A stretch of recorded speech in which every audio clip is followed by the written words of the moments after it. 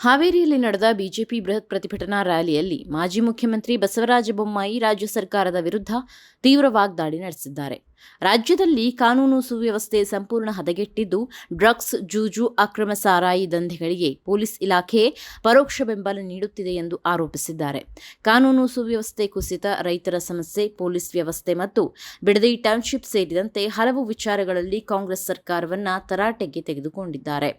ಹಾವೇರಿ ಜಿಲ್ಲೆಯ ವಿವಿಧ ಭಾಗಗಳಲ್ಲಿ ಕೊಲೆ, ಅತ್ಯಾಚಾರ ಹಾಗೂ ದೌರ್ಜನ್ಯ ಪ್ರಕರಣಗಳು ಹೆಚ್ಚಾಗಿದ್ದರೂ ಸರ್ಕಾರ ಮತ್ತು ಪೊಲೀಸರು ಸೂಕ್ತ ಕ್ರಮ ಕೈಗೊಂಡಿಲ್ಲ ಎಂದು ಟೀಕಿಸಿದ ಅವರು, ಹಿಂದುಳಿದ ವರ್ಗಗಳ ಮೇಲಿನ ದೌರ್ಜನ್ಯಗಳನ್ನು ಪ್ರಶ್ನಿಸಿ ಅಹಿಂದ್ ಎಲ್ಲಿದೆ ಎಂದು ಮಾಜಿ ಮುಖ್ಯಮಂತ್ರಿ ಸಿದ್ದರಾಮಯ್ಯ ಅವರನ್ನು ತರಾಟೆಗೆ ತೆಗೆದುಕೊಂಡಿದ್ದಾರೆ. ರೈತರ ಸಂಕಷ್ಟದ ವಿಷಯ ಪ್ರಸ್ತಾಪಿಸಿದ ಬೊಮ್ಮಾಯಿ, ಬರ ಪರಿಹಾರ ನೀಡುವಲ್ಲಿ ಸರ್ಕಾರ ವಿಫಲವಾಗಿದೆ ಎಂದು ಆರೋಪಿಸಿದರು. ತಮ್ಮ ಸರ್ಕಾರದ ಅವಧಿಯಲ್ಲಿ ರೈತರಿಗೆ ಹೆಚ್ಚಿನ ಪರಿಹಾರ ನೀಡಲಾಗಿತ್ತು ಎಂದು ಹೇಳಿದರು.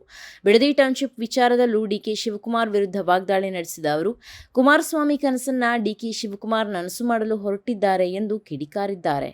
ರಾಜ್ಯಾದ್ಯಂತ ಹೋರಾಟವನ್ನು ಮತ್ತಷ್ಟು ತೀವ್ರಗೊಳಿಸಿ ಕಾಂಗ್ರೆಸ್ ಸರ್ಕಾರವನ್ನು ಅಧಿಕಾರದಿಂದ ಕೆಳಗಿಳಿಸಿ ವಿಧಾನಸೌಧದ 3ನೇ ಮಹಡಿಯಲ್ಲಿ ಬಿಜೆಪಿ ಸರ್ಕಾರ ರಚಿಸುವ ಗುರಿಯೊಂದಿಗೆ ಕಾರ್ಯಕರ್ತರು ಸಜ್ಜಾಗಬೇಕು ಎಂದು ಬೊಮ್ಮಾಯಿ ಕರೆ ನೀಡಿದ್ದಾರೆ.